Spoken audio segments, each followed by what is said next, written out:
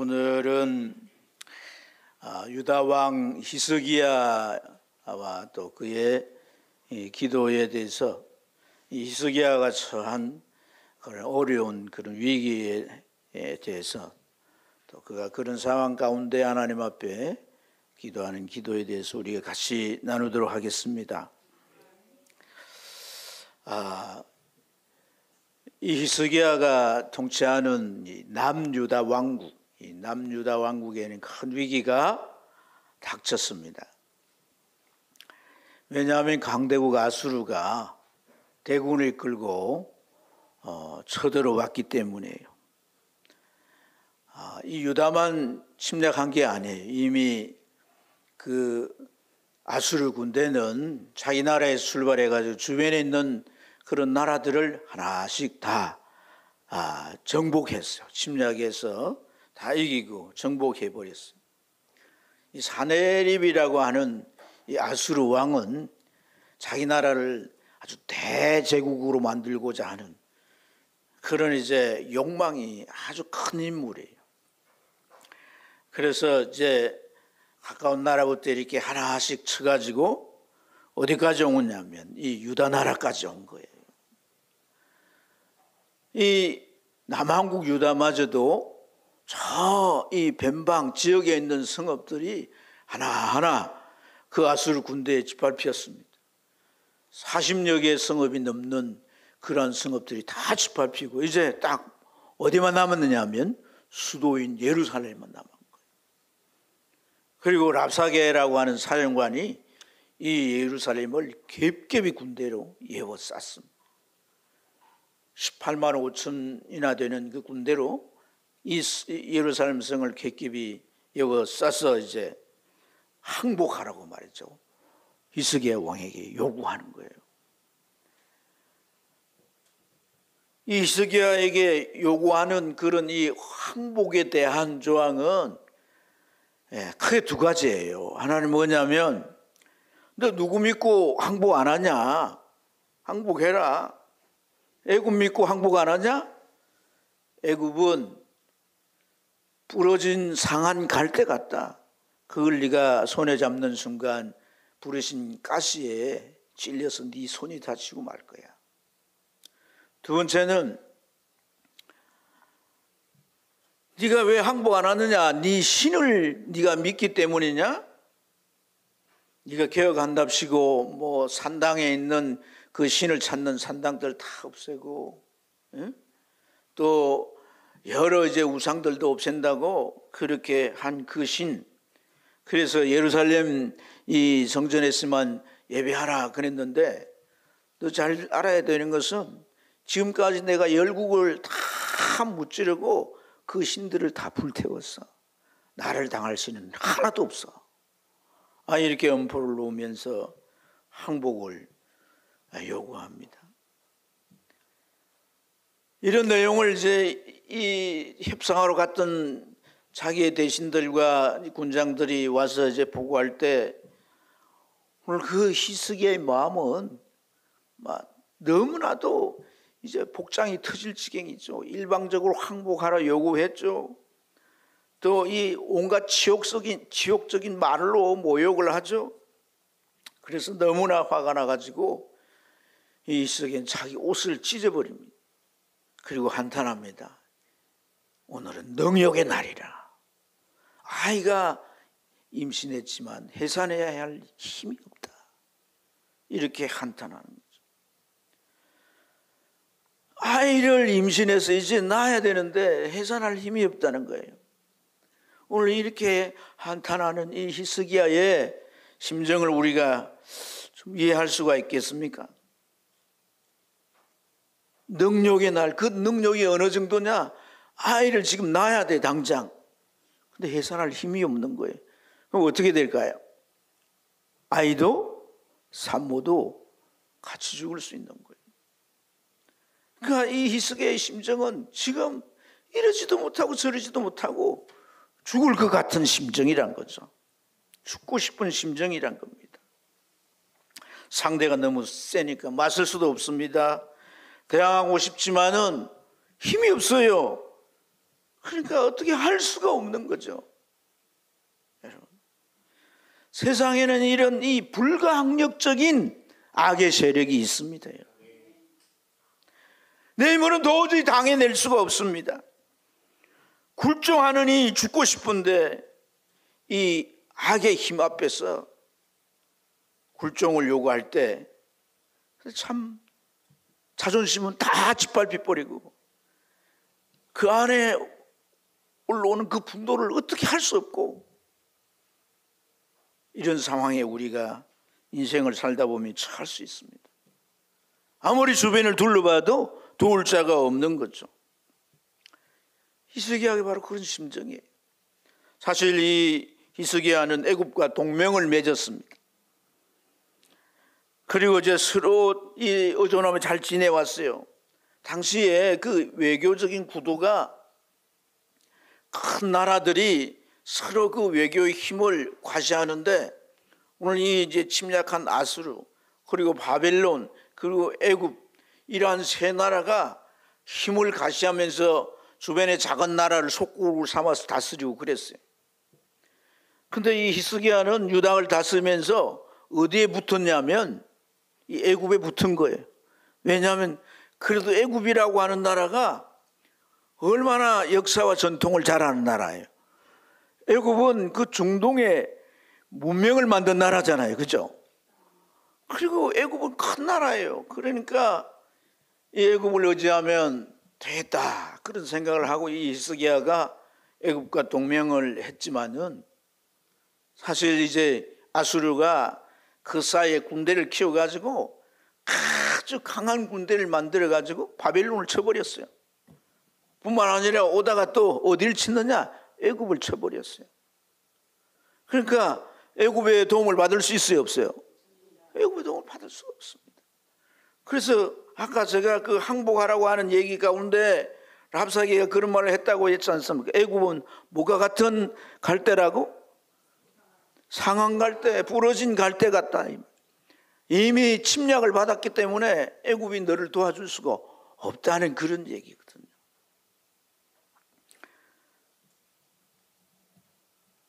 애굽을 왜 의지하려고 했냐면 애굽은 말이 많습니다. 말. 이 말은 오늘날로 치면 신무기예요. 핵무기와 같은. 여러분, 그 몽골이 세계를 정복했잖아요. 그죠? 어떻게 정복할 수 있었겠어요? 그들은 기마민족이에요. 기마민족. 말을 타고 속전속결을 하는 거예요. 그들의 잔인함으로 말을 타고 가서 그냥 깨부수고, 저기 이제 대비해서 막기 전에 가서 막 무너뜨리는 거예요. 그래서 세계를 정복할 수 있어요. 저 유럽까지도 정복할 수 있었어요. 그런 말을 가졌다는 건 고대 전쟁에서 굉장히 유리한 거거든요. 근데 애굽이 저렇게 무너졌으니 말도 구할 수가 없는 거죠. 그래서 랍사기가 그렇게 조롱합니다. 야, 애굽에서 이제 말도 구할 수가 없으니까 우리가 한 2,000마리 정도 주겠다. 그런데 너 말을 다룰 수 있는 기마병이나 있냐? 이렇게 조롱하는 거예요. 여러분, 오늘 이러한 압박에 견딜 힘도 없고 의지할 것도 없고, 그야말로 이 히스기야의 마음은 바닥에 떨어진 거예요. 우리가 인생을 살다 보면 이런 때가 찾아온다는 거예요. 나에게 힘도 없고 주변을 돌아봐도 도와줄 자가 없어요.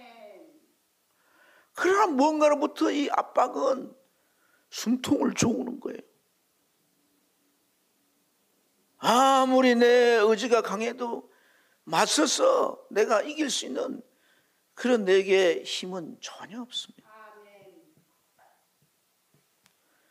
오늘 우리가 인생을 살아갈 때 이런 때가 온다는 것을, 이런 때가 있을 수 있다는 것을 우리는 알고 살아야 할 줄로 믿습니다. 나는 언제나 편안할 거다, 막 형통할 거다, 내가 가지고 있는 것, 벌어놓은 돈, 내 지위, 이런 것이 나를 안전하게 지켜줄 것이다. 세상에 내보다 더 힘센 놈이 있는 거예요. 더 강력한 힘을 가지고 내 것을 빼앗으려고 하는 세력이 다가올 수도 있는 거예요. 그래서 오늘 제목이 뭐예요? 내 힘으로 안 될 때, 찬송가 복음송 오늘 나중에 부를 노래지만 내 힘으로 안 될 때, 빈손으로 그럴 때, 그때가 누구의 때라고? 하나님의 때. 그 하나님의 때임을 내가 고백해야 되는 거예요. 그걸 믿어야 되는 거예요. 그래야 나는 이 위기를 벗어날 수가 있다는 겁니다. 하나님의 때를 믿고 그분에게 의존할 때 주가 일하시네. 주가 일하시네. 주께 아끼지 않는 그에게, 주께 신뢰하며 걷는 그에게 주께서 함께 하시네. 그래서 주님이 일할 때인데, 주님이 역사할 때인데 우리 뭘 해야 되겠어요? 네. 기도해. 지금 엄청난 위기니까 뭐 그냥 기도해야 되겠어요? 기도원을 가든지 뭐, 아니 금식 기도를 막 목숨 걸고 하든지 뭐 그래야 되겠어요? 여러분 벌써 기도 이렇게 답이 나오잖아요. 신학 박사예요, 여러분들. 얼마나 잘 아는지 몰라요. 이럴 때는 이러고 저럴 때는 저러고 그러면서 또 내가 조금 그하면 적당하게 이렇게 상황 조절을 하면서 하는 데는 박사입니다, 여러분. 히스기야는 어떻게 했을까요? 히스기야는 주의 종을 찾아가. 이 37장 2절에 보면 왕이 그들을 아모스의 아들 선지자 이사야에게로 보내매. 오늘 이 랍사계의 그 온갖 모욕에 항복하라는 그런 소리를 다 듣고 그 항복 조항의 내용들을 다 들은 이들을 선지자 이사야에게로 보내서 그 내용을 다 말하라는 거예요. 신앙의 이게 기본 자세인 거예요. 여러분들이 문제가 생기면 기도도 하고 무엇도 하고 다 어떻게 해야 될지 알죠. 그러나 여러분 영혼을 위해 기도하고 여러분의 신앙을 지도하는 목사에게 와서 말해야 하는 거예요. 그게 기본 자세입니다. 내 삶에 어떤 문제가 왔을 때 그런 문제가 내가 누구에게도 말하기 싫다 할지라도 목사에게는 와서 의논하고 기도를 부탁하고 이 히스기야처럼 말이에요. 신앙과 삶은 다르지 않습니다. 우리 연구표가 뭐예요? 신앙적? 거꾸로 하면 생활적? 신앙이 뭡니까? 하나님의 도움이 필요한 거 아닙니까? 지금 이 문제를 해결해 줄 자가 누굽니까? 애굽도 지금 깨져갖고 뭐 날아갔는데 누가 나를 도와줍니까? 도와주기로 약속한 그 애굽도 무너진 판에. 그런 나에게는 하나님이 있습니다. 하나님이 있습니다. 하나님 앞에 내가 어떻게 나아가야 할지 그걸 자세히 지도할 목회자로 하나님께서 신앙을 공부하게 하고 성경을 배우게 하고 어떻게 하나님의 말씀을 따라 지도해야 할지 목회자로 세웠다. 삶의 문제가 찾아오고 어려움을 찾아오고 어떤 일이 있는데도 불구하고 내가 알아서 다 해. 그게 제일 위험한 거예요. 우리 신앙은 항상 기본 자세를 잃어버리면 안 됩니다. 그래서 이들이 갔더니 하나님의 종 이사야가 뭐라고 말씀합니까? 하나님의 말씀을 대언해 주는데 6절과 7절이에요. 우리 중요하니까 한번 읽어보도록 하겠습니다. 37장 6절과 7절 시작.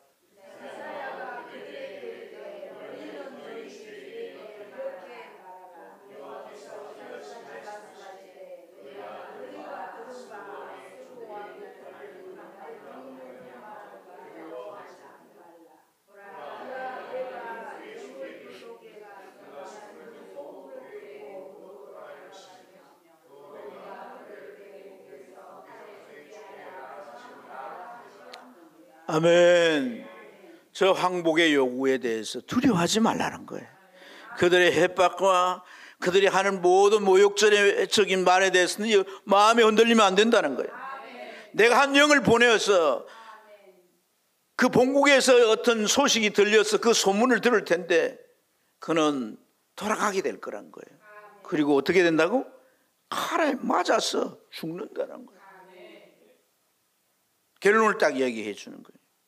사랑하는 여러분, 이 히스기야의 눈앞에는 캄캄합니다. 아무것도 보이지 않습니다. 뜬빛 한 줄기도 없습니다. 어둠이 깔렸고 어디로 가야 할지 방향을 찾을 수도 없습니다. 그런데 하나님께는 해답이 있습니다. 하나님께 길이 있습니다. 방법이 있습니다. 해결책이 있는 거예요. 우리는 태산 같은 문제 앞에서 발만 동동 구르지만은 하나님은 그 태산을 옮길 비책이 있는 거예요. 진짜 창조주라면, 진짜 역사의 주관자라면 그래야 될 거 아니겠습니까? 그래야 하나님이시지 않겠습니까? 그래서 오늘 우리가 읽었던 6절과 7절 이후에 이제 그 곧 될 일인데, 그러한 내용이 이 37장 36절부터 38절까지에 기록되어 있습니다. 사내립이 끌고 온 이 군대 18만 5천 명은 다 죽게 되고, 이 사내립은 결국 자기의 본국으로 돌아가지만 아들람 멜렉과 사라셀에 의해서 살해됩니다. 다 아들들이에요, 아들들. 그래서 이러한 이 하나님의 종의 말씀 그대로 이루어진 것이에요. 여러분, 이런 일이 말이에요, 성경에 기록만 있는 게 아니에요. 3세기 유명한 역사가가 있습니다. 이 베로수스라고 하는 역사가인데, 이 역사가는 당시 아수르, 요즘 뭐 이제 현대 시리아죠, 시리아. 아람이 옛날에는 뭐였어요? 바벨로니아 아닙니까? 이라크가 바벨로니아고, 이란이 무슨 나라였어요? 바벨로니아를 이긴. 그만합시다. 여하튼 이제 아시리아, 아수리아, 옛날 시리아죠. 이 시리아에 대해서 이 사람은 연구를 많이 한 사람이에요. 그래서 그 연대기의 기록들을 보면 뭐라고 기록을 해놨냐면, 이집트의 전쟁에서 이기고 유다로 왔을 때 그의 군대가 전염병의 위협에 놓여 있었다. 근데 그 전염병은 급성 전염병이란 거예요. 근데 군대는 지금 어떻게 있어요? 전부 함께 있잖아요. 막사 안에 있고, 그죠? 음식도 같이 먹고. 그게 급속도로 퍼져서 그 군대가 몰살하게 되었다는 거예요. 그 군대를 다 잃게 되니까 사내립 왕은 자기 나라로 갈 수밖에 없죠. 그리고 암살된 거예요, 신전에서.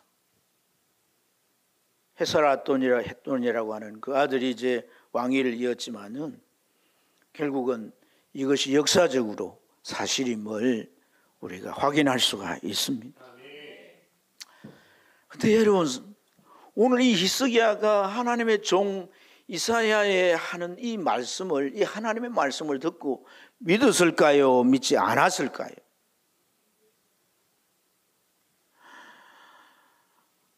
참, 여러분도 이거 어떻게 답을 하겠어요? 믿었다는 말도 없고 안 믿었다는 말도 없으니까 대답하기가 곤란하겠죠. 그래서 신학자가 있고 목사가 있는 거예요. 이렇게 주의 종이 말하면 아멘, 할렐루야, 나는 이제 살았다, 위기에서 벗어났다, 나는 이제 살판 났네, 그랬으면 좋을 텐데 그러지 않았습니다. 오늘 여러분, 이 이제 주의 종의 말씀이 끝나고 난 이후에 얼마가 지나자 예루살렘을 에워쌌던 그 군대가 이동을 하는 거예요. 랍사게라는 사람이 사령관인데, 이 사람이 이동을 해가지고 어디로 갔느냐 하면, 그 이동했다는 내용이 8절 9절에 나오는데, 거기를 보면 왕이 라기스에게 떠났다는 말 듣고 림나로 갔다는 거예요. 림나로 쳤다 이렇게 표현하는데 림나에서 전쟁이 일어난 거죠.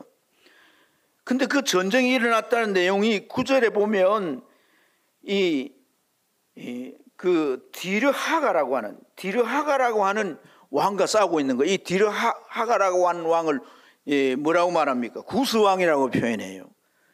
근데 그 당시에 애굽의 상황이 어떠냐면 애굽은 도시국가로 형성이 되어 있는 거예요. 다 그 당시는 뭐 애굽이란 말, 이집트란 말이 있지만은 이집트가 여러 왕들이 다스리는 이집트예요. 블레셋도 그렇고. 이해가 되죠? 우리나라도 보면 과거에 왕들이 많았잖아요. 한 나라지만 왕들이 많이 있었잖아요. 이게 나중에 이제 고려도 되고, 그렇죠. 예. 고구려도 되고, 고려도 되고, 뭐 조선도 되고 이렇게 됐지만은 다 과거에는 조그마한 나라들이 다 이렇게 형성돼.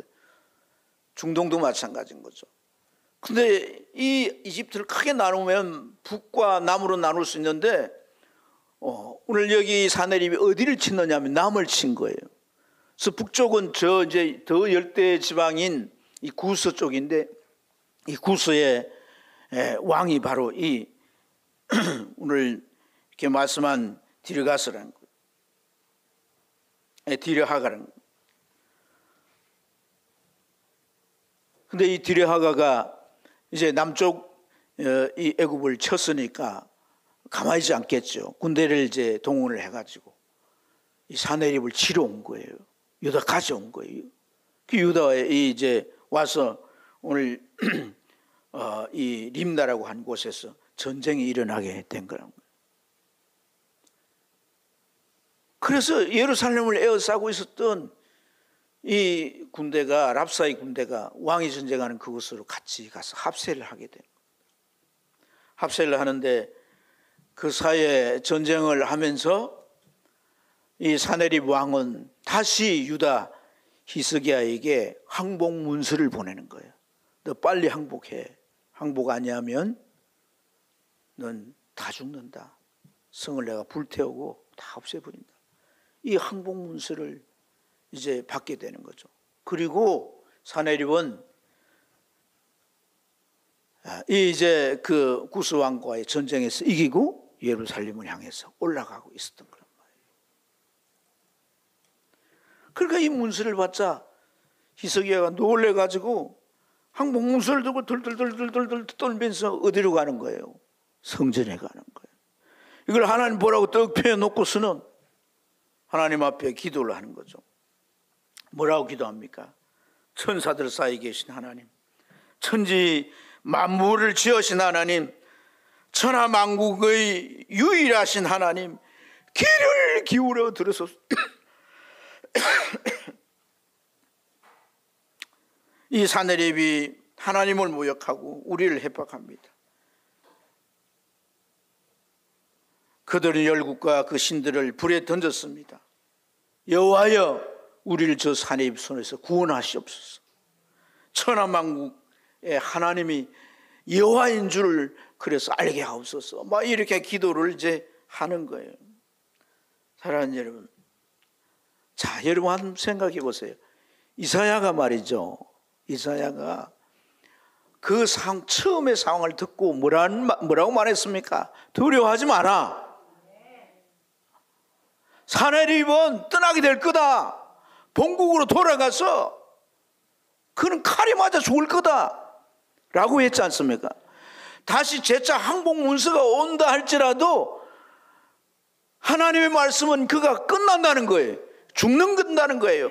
예루살렘을 공략할 수 없다는 거예요. 침략할 수 없다는 거예요.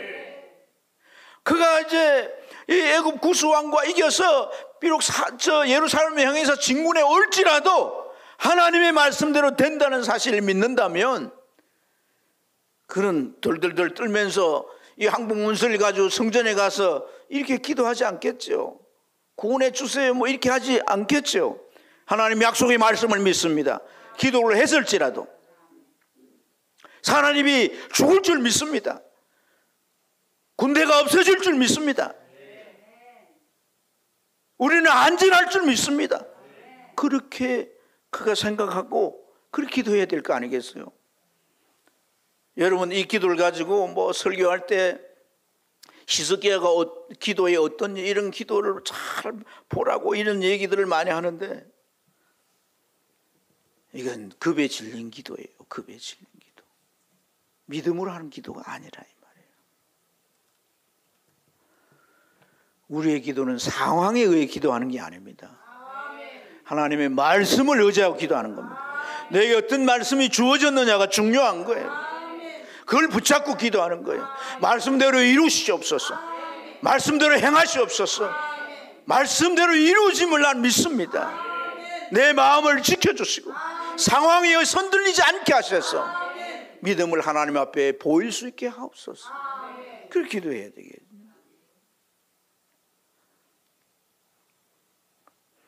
여러분, 이런 이 히스기야의 모습 속에서 우리는 무엇을 볼 수가 있겠습니까? 랍사게가 예루살렘을 포위하고 온갖 모욕을 좀 항복하라 할 때 죽고 싶다고 뭐 옷을 찢으면서 그랬습니다. 그랬다가 상황이 달라졌어요. 랍사게가 포위망을 풀고 어디론가 사라집니다.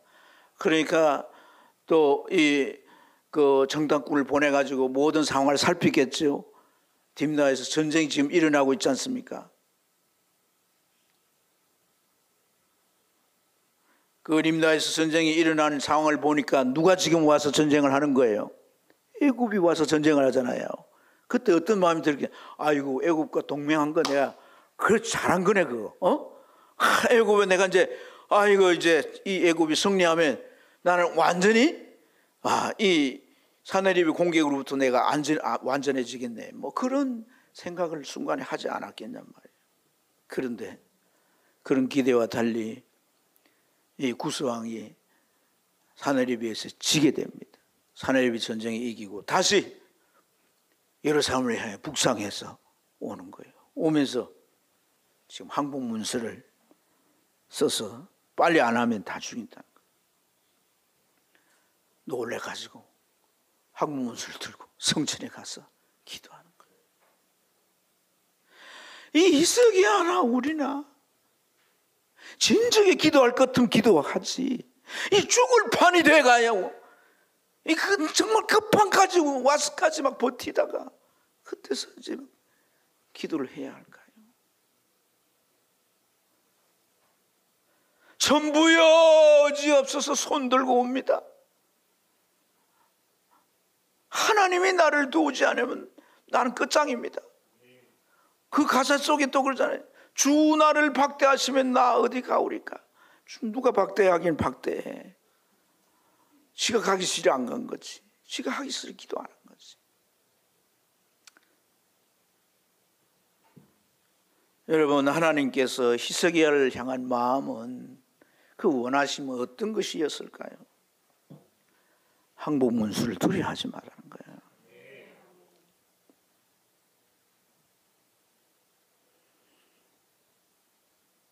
내가 이 역사의 주관자란 거예요. 나는 아수르를 물리칠 수 있지 않냐. 그래서 그 이후에 이 히스기야에게 용기를 주고 믿음을 갖도록 하기 위해서 이제 그 이후에 쭉 말씀이 많은 말씀으로 이 히스기야를 권면하는데 그 가운데 그런 말씀이 있는 거예요. 내가 그 큰 애굽을 내가 친 하나님이 아니냐는 거예요.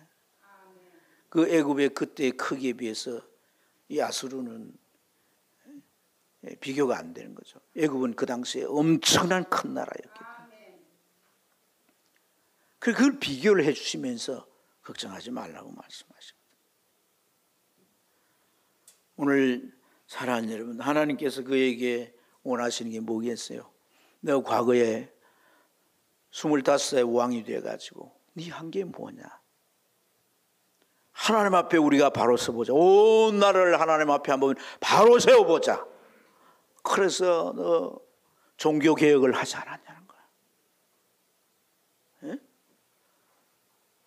온갖 신상을 없애고 오랫동안 섬겨왔던 그러한 그 모세 노뱀도 없애고 유월절 절기도 다시 회복하고 그렇게 하나님 앞에 너 바로 살라고. 그때 믿음이 어디 갔냐는 거예요.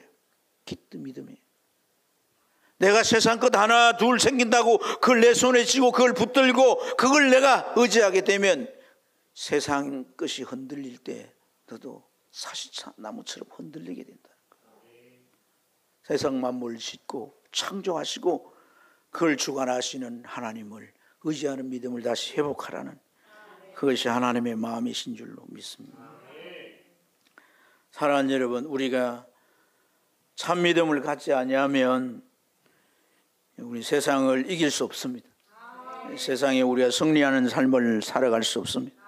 세상이 위협할 때 우리는 그냥 겁에 질리는 거예요. 오늘 이 히스기야처럼 그냥 겁먹고 그냥 우리가 굴복하고 무너지게 됩니다. 여러분, 사내립이 저 유대 변방 성읍들을 치고 올라올 때에 그래서 라기스에 진을 치놓고 거기에 있을 때 이 히스기야가 협상했어요. 협상을 할 때 뭘 요구하냐면 너 우리들에게 조공 바치지 않은 것과 이 전쟁을 일으킨 전쟁 비용까지 다 책임지라고 그럽니다. 그래서 요구하는 액수가 은 300달란트와 금 30달란트예요. 이게 우리가 어느 정도인가 환산을 못해요. 근데 그걸 마련하기 위해서 국고 안에 있는 은금을 다 모아도 부족했어요. 성전에 하나님 바친 그 지금까지 모아놓은 그 성전에 있는 금을 다 가져왔는데 그것도 부족했어요. 그래가지고 심지어 어떻게 했습니까? 이 기둥에 발라놓은 그 성전의 금까지 다 긁어가지고 그러니까 이스라엘 유다 땅에 있는 은과 금은 다 긁어다가 갖다가 바쳤어요. 얼마나 겁을 먹었으면 그렇게 되었겠어요. 하나님에 대한 참 믿음 없으면 우리 그렇게 되는 거예요. 여러분, 겁을 먹을 수밖에 없죠. 아수르 군대는 주변 강국들을 다 무너뜨릴 만큼 대단한 군사력을 가졌어요. 역사가들은 이 아수르의 전성기를 BC 800년대를 보는데 그때 군사력이 보병만 170만이에요. 170만. 우리 지금 군대가 몇 만이에요? 군사 전문가가 없으니까. 우리는 100만도 안 돼요. 170만이에요. 그리고 기병이 220만, 전차 부대가 1600대에 달했습니다. 역사가들은 고대시대에 이 정도면 가공할 만한 군사력을 지녔다. 무적이에요, 무적. 근데 군사들 다 끌고 오질 않았어요. 18만 5천 끌고 왔습니다.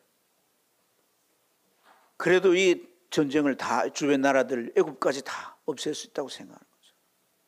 근데 이 사람들은 좋은 무기를 가지고 훈련하고 그런 것보다도 더 이들에게 자랑거리였던 건 뭐냐면 잔인성과 포악함이었어요. 이 부조를 만들어서 이들이 얼마나 잔인하고 용맹스럽고 포악했는지를 자랑하는 거죠. 자랑.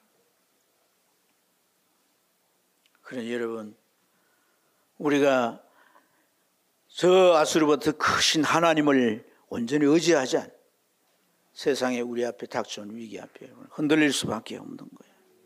우리의 믿음을 견고히 해야 되는 거예요. 하나님의 손을 온전히 붙들어야 되는 거예요. 오늘 우리가 막 흔들리고 이리저리 흔들려서 막 상황을 보고 이랬다가 또 저랬다가 저 애굽이 군대를 끌고 오니까 그래 동맹 그 잘한 거네 그런 생각을 했다가 하나님이 아무리 무슨 말씀을 해도 그 말씀은 다 그냥 관념 속에 있을 뿐이지 진짜 믿어지지는 않습니다. 그런 상황 가운데서 또 상황이 바뀌니까 그제서 또 하나님을 찾는 이게 우리 이 히스기야의 모습이 아니라 우리의 모습 아닙니까? 다를 바 없는 게 상황에 흔들리는 우리의 모습. 하나님은 그걸 다 아시고 그리고 이런 히스기야를 정말 불쌍히 여기시고 그에게 용기를 주시는 거예요. 그래서 기도하고 난 이후 이제 우리 본문인 아닌 21절 이하를 보면 하나님께서 이사야 선지자를 통해서 하나님이 하신 말씀이라고 이 희석의 왕에게 다 얘기하는데요. 이 얘기의 전반적인 내용이 뭐냐면 전쟁은 없다는 거예요. 망하지 않는다는 거예요. 여전히 너희 집들을 건재할 거라, 왕궁 건재할 거란 거예요. 그리고 농사 지어서 그 결실을 너희들이 먹을 거라는 거예요. 그리고 여러분 33절과 34절에 그러므로 여호와께서 아수르 왕에 대하여 이같이 이르시되 그가 이 성에 이르지 못하며 할렐루야 화살 하나도 이리로 쏘지 못하며 방패를 가지고도 이 성에 가까이 오지 못하며 흉벽을 쌓고도 이제 쌓지 못할 것이요 그가 오던 길 그 길로 돌아가고 따라합시다. 이 성에 이 예루살렘 성에 이르지 못하리라.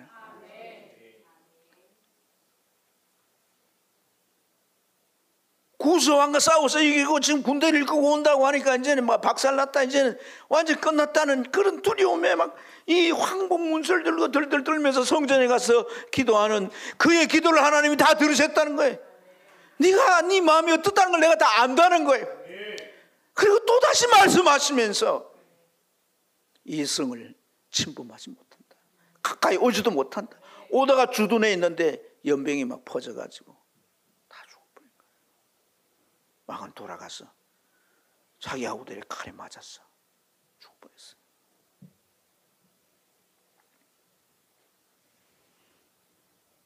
사랑하는 여러분, 우리를 보면 우리가 믿음이 있다가도 없어요. 그렇죠? 그래서 믿음을 선물이라 그래서 선물. 에베소 2장 8절에 선물이에요. 믿음을 뭐 해야 되겠어요? 그러면 구해야 되는 거예요. 믿음을 구하세요. 믿음을 구해야 되는 거예요. 믿음이 있어야 하나님이 역사하시는 거거든요. 이사야가 이 6절에서 이 왕은 죽을 겁니다. 돌아가고 죽을 겁니다. 이 얘기를 한 것은 이 말씀을 붙잡으라는 믿음이에요. 내가 하나님 말씀을 믿을 수 있는 믿음을 주옵소서. 주의 약속을 내가 굳건히 의지할 수 있는 믿음을 주옵소서. 상황이 아무리 바뀐다 할지라도 이 상황에 의해서 내가 흔들리지 않는 하나님만을 향한 믿음을 내가 가질 수 있도록 도와주시옵소서. 그렇게 기도해야 되는 거예요. 구해주세요. 이건 상황에 의해서 지금 겁먹고 하는 행동이잖아요. 그렇지 않습니까? 아수라보다 더 크신 하나님을 볼 수 있는 믿음의 눈을 주시고 그분말로 의지할 수 있는 하나님을 의지할 수 있는 신앙을 내게 주시옵소서. 하나님 이런 모든 상황을 다 아시겠죠. 그럼에도 불구하고 이 희석에 이런 것들을 허락한 것은 경험하는 신앙이 되게 하기 위한 경험하는. 우리는요 경험해 보지 아니하면 잘 몰라요. 여러분, 근데 저는 여러분에게 축복하기를 쓴 경험보다 단 경험을 하시길 바랍니다. 왜 쓴 경험을 하시려고 그래요? 단 경험을 하세요. 단 경험. 여호수아가 그러잖아요. 이 율법책을 크게 들려서 그걸 외울 수 있도록 해라. 그래서 여호수아가 좌로나 우로나 치우치지 않고 그 약속의 말씀 붙잡고 하게 해라. 그 길이 형통하고 그 길이 평통하리라. 오늘 우리가 하나님에 대한 이 신뢰를 어떤 상황 가운데도 가질 수 있는 그런 믿음을 갖기를 축복합니다. 집에 불이 났어요. 내 어린아이가 혼자 있었어요. 불길이 막 번지고 현관 쪽으로도 불이 막 번지니까 아이가 급해서 2층으로 뛰어 올라갔습니다. 집에 불났다는 소식을 듣고 아버지가 왔습니다. 아버지가 보니까 건물 안으로 들어갈 수가 없어요. 건물 안으로.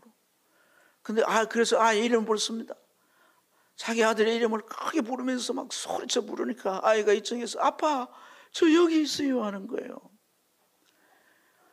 화염은 시큼한 연기를 막 품어내면서 불길이 막 치솟습니다. 그 아들을 향해서 아빠가 그렇게 말합니다. 얘야, 아빠가 이 밑에 있으니 네가 뛰어내리라. 그 2층에 뛰어내리라. 그러면 내가 너를 받을게. 뛰어내려. 이러니까 아빠 말을 듣고 뛰어내리려고 보니까 막 막 불길이 올라오면서 시큼한 연기가 그 앞을 가려서 아빠가 어디 있는지 알 수가 없어요. 그러니까 아이가 하는 말이 아빠가 보이지 않아요. 울먹이면서 아빠 말씀을 듣고 내가 뛰어내려야 되겠는데 아빠가 보이지 않아요. 아이가 스승이면서 막 울먹이면서 막 그렇게 외칩니다. 아래 있던 아빠가 뭐라고 말하냐면, 얘야, 너는 나를 볼 수 없어도 나는 너를 다 보고 있단다. 아무 걱정하지 말고 네가 뛰어내리면 내가 안전하게 너를 받으마. 그 말을 믿고 아이는 뛰어내리는 거예요. 뛰어내리는 거예요. 아빠는 그 위치에 정확하게 있어가지고 아이를 딱 받아서 안전하게 그 아이를 구해낸 것입니다. 나는 상황이 가려서 어디가 살긴지 보이지 않아요. 그러나 하나님 말씀을 받고 의지하고 그걸 정말 붙들고 우리는 뛰어내려야 되는 거예요. 말씀에 순종하여 그물을 내리시기도 하고, 말씀에 순종하여 그 길을 가시기도 하고, 말씀에 순종하여 여러분 삶을 세우시길 주님을 축복합니다. 그럴 때 하나님은 여러분을 절대 버리시지 않고 승리의 길로 인도하실 줄로 믿습니다. 기도하겠습니다. 좋으신 하나님 아버지,